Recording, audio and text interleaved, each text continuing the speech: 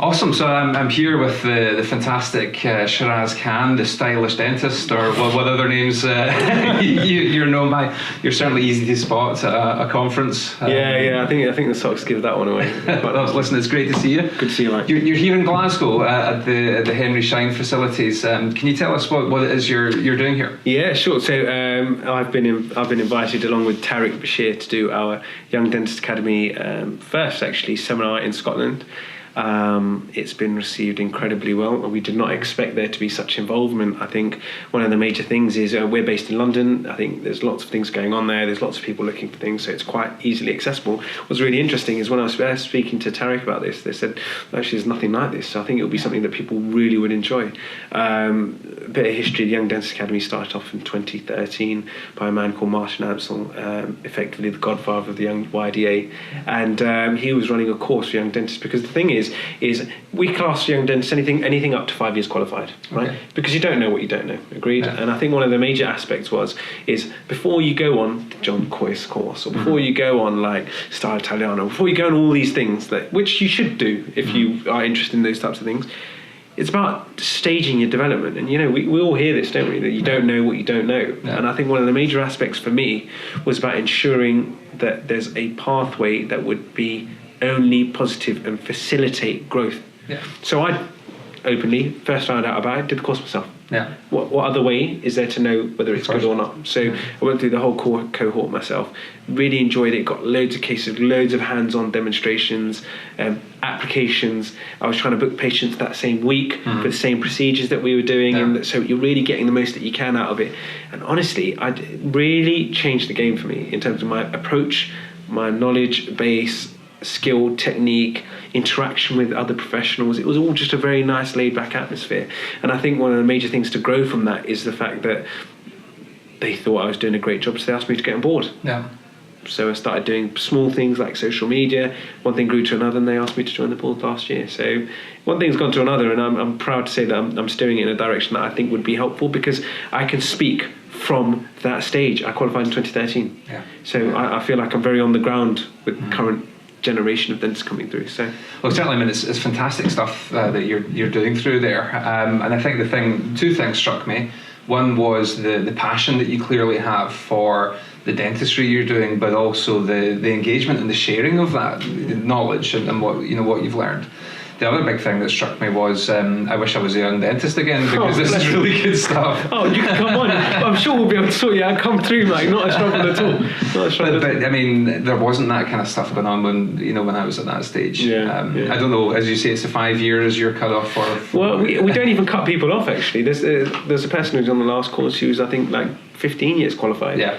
We don't cut off as such, but what we suggest is by that point you're probably looking to the more, and the courses that are really world renowned and doing great, and there's even ones locally in the UK that are absolutely fantastic that really will increase your skill in other areas. I think it's just about getting the most from them when you can. Yeah. Absolutely. I don't think you know how to solve a problem with an amalgam if you haven't put enough in. Exactly. That makes sense. Yeah. So.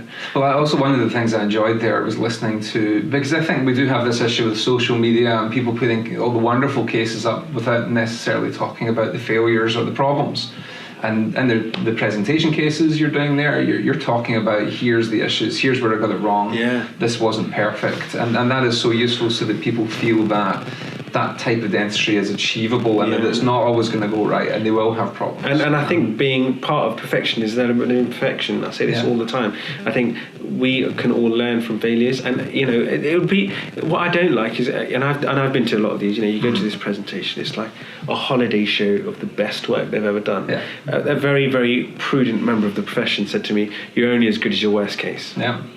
Yeah. You're only as good as your worst case. 100%. And I'm open to say that I don't get it right all the time. In fact, I'll get it right very, very low number of cases. I'll get absolutely spot on. Yeah. But the fact of the matter is, if my wrong isn't massively far wrong, or I'm minimising the negatives of a case. And actually, I'm open to share them because I learned from them. And I think and this goes on to social media. Social media is a fantastic, this tool that we never had before. We never had the opportunity to share, talk, online learning like it is now. It wasn't there. There's a danger because obviously we know all about this. There's sharks who are waiting to try and comment on it. And I think it's about being very careful about how you put yourself out there. However, in general, social media is a fantastic platform for growth, development, sharing knowledge, without trying to be, pardon the words, but showboat or look at me and look at my. It's not about that. If I post any work online, I'm always talking about the critiques because that's where people are going to learn.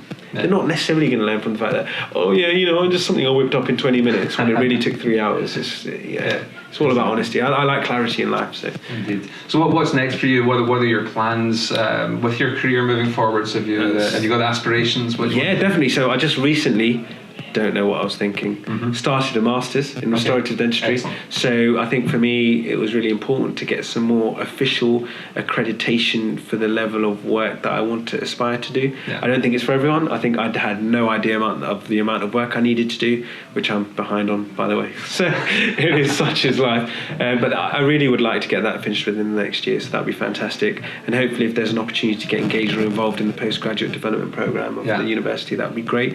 I don't know why this is happening, but I'm being asked to speak more and more internationally, which I never expected at all. So I'm lecturing in Colombo in March this year. I'm getting very, very fortunate to be invited to an aesthetic conference in Bucharest, Romania. So the spread for international speaking is going up. I don't know why. I don't know if it's the right time. I don't know, to be honest. But all I know is I'll do my best at all stages, and if it works, it works. So the speaking thing's taken on really well. What I'd really like is the Young Dentist Academy to grow. I'd really like for there to be a great port of call for all dentists, without being judged, without feeling like they're saying something stupid, without all of these issues, because there are so many people who have invested in me to make me better. I can name this off the bat: Lewis Mackenzie, Ian Chappell, Andrew Chandpal, Tiff Koresh. Like, the names go on and on. There are so many people. Ati Kraman. There are so many people that have all supported your development. Now, if I turned around and said, I just worked really hard and I got on with it, that's a lie.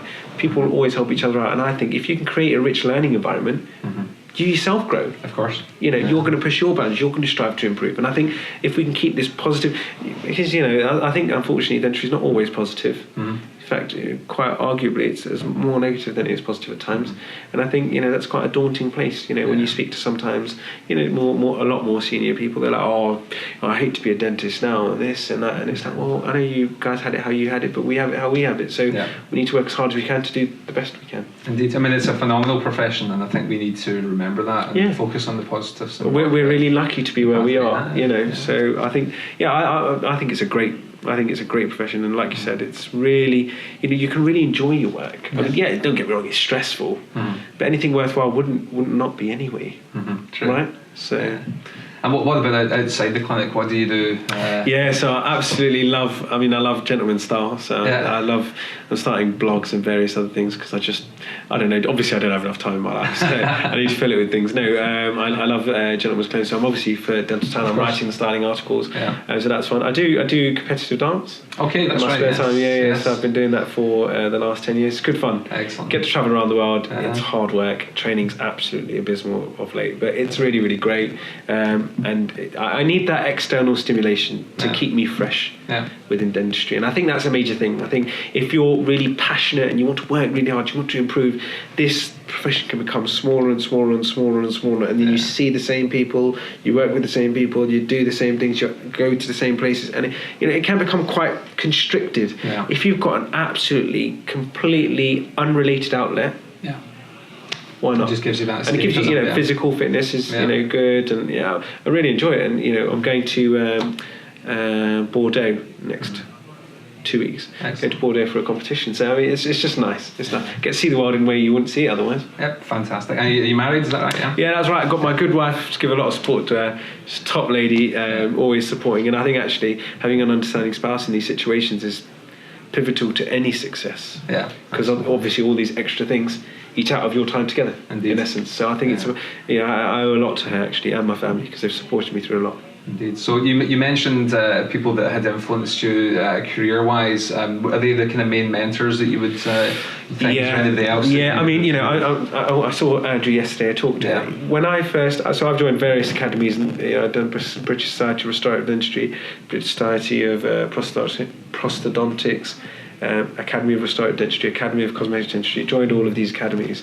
And the reason I did all of them was because actually I'm sure there was something I could gain from each. Yeah. So you surround yourself by the types of individuals that you aspire to be. Mm-hmm. Andrew Chandapal, I met him at my first BDA conference. It was just such a welcoming man. Yeah.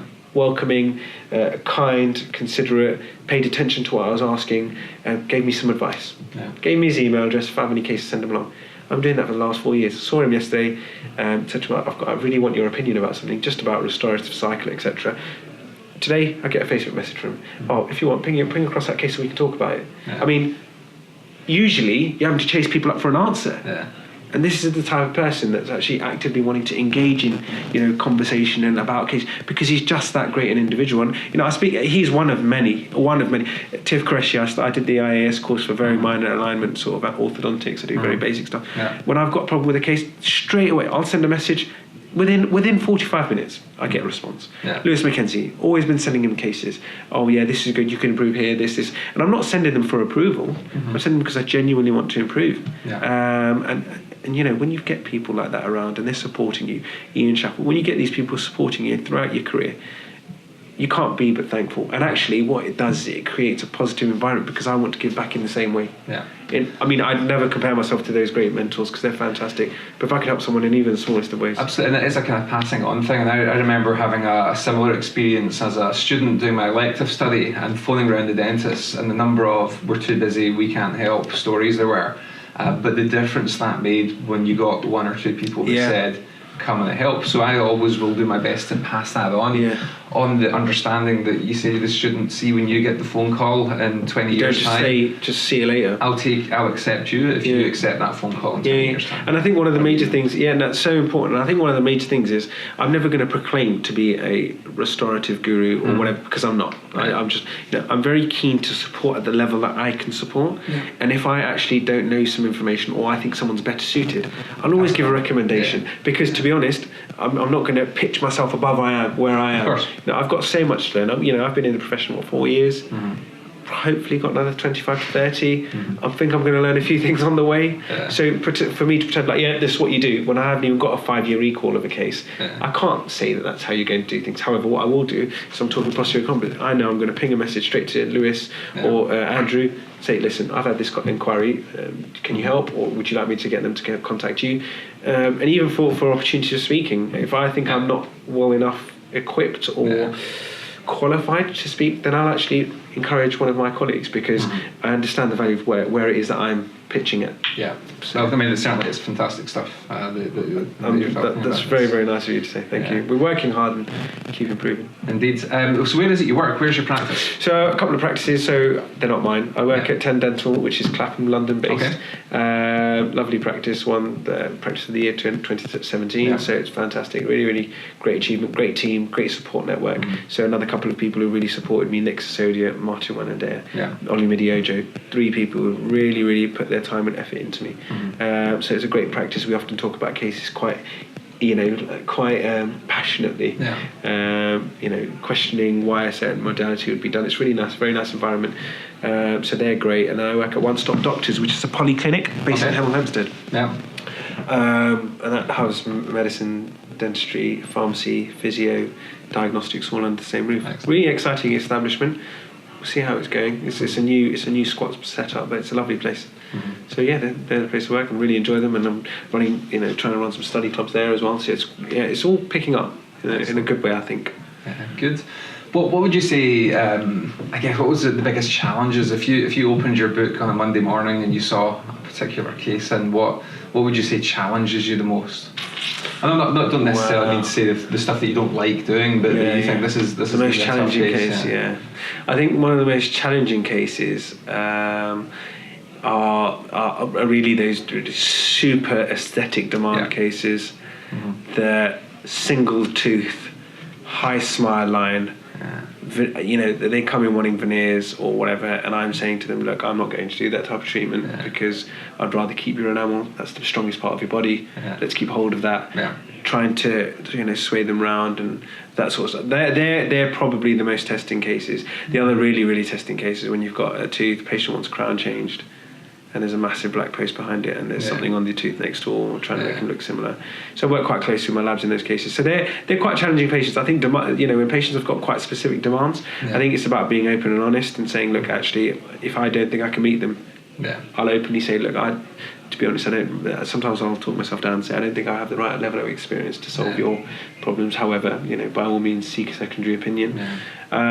Those cases, because it's very easy, I use the word of young, but it's very easy to be steered, and Tarek's talking about this as well, steered down a path to do something which therefore could come back to bite you, bite you back. So I think those cases about the saying no. I think so. It's tough. And I think you're right. Is this balance between what you're able to deliver and the patient's expectations, because what you're able to deliver might entirely meet those expectations, or it could be a million miles away, and that's the difficult act that we always managing expectations. That's part. I think that's the most prominent part of dentistry right now. We all qualified from dental school. We can all do a cavity because we want to pass. We can all do a prep. We can all do the mechanical parts. We can sometimes communicate, sometimes can't. Depends. Expectations. Patients are seeing things online on social media and saying that's why can they have this and I can't. And it's like when you win practice of the year. Exactly. You get those patients coming like, your practice of the year. And it's like, okay, I know it brings those type of cases in, but really it's all about expectation management. And I think if you can manage those things, then things will put you in better stead for later. But that's easier said than done. The truth is, if a patient wants something, they'll find someone to do it, and that's fine with me. But if I'm not comfortable doing it on my own family, on myself, I wouldn't do it on a patient. So I think that's really, really important as a takeaway message. But they're the tough ones. It's free 20-minute consult. I've got some photos from the TCO, and I'm like, they've got perfect teeth, and they're saying they want whitening and alignment, and I'm like, I'll tell you what. Why don't you see my orthodontist, because he'll tell you how to solve that. So. Indeed. So Dentaltown, obviously you're writing our style articles. Are we going to get a case study from you? Would you be up for doing something? Absolutely, awesome. I'd love to. I've got plenty of cases that I'm writing up now, so I'd love to. If you consider them good enough for the journal, I'd love to write for you. So that'd be great. Well, I slipped in the last 20 minutes there, and I learned a fair bit. So. Oh, amazing! So long as it would help, I'd love to. I'd absolutely love to. That'd be great. Yeah, perfect. Good. Well, listen. Thank you very much for taking the time to talk. Really a pleasure, Mike, and keep spreading the positivity through Dentaltown. You're doing some great things yourself. I think Dentaltown's a great publication. I think it's bringing back the life to dentistry. I think it's bringing back the part that we're people to dentistry. It has a balance of clinical, non-clinical, social aspects, and I think there's no one doing that right now. And it's just a reminder, because there's lots of this going on. We need to work hard, but equally play hard. I think so. Absolutely. And website for the Young Dentist Academy? www.youngdentistacademy.co.uk. So join us. If you're on Facebook, Young Dentist Academy, search it. We've got some really fantastic plans for 2019, possibly going abroad and bits and bobs. There's really, really great plans for YDA.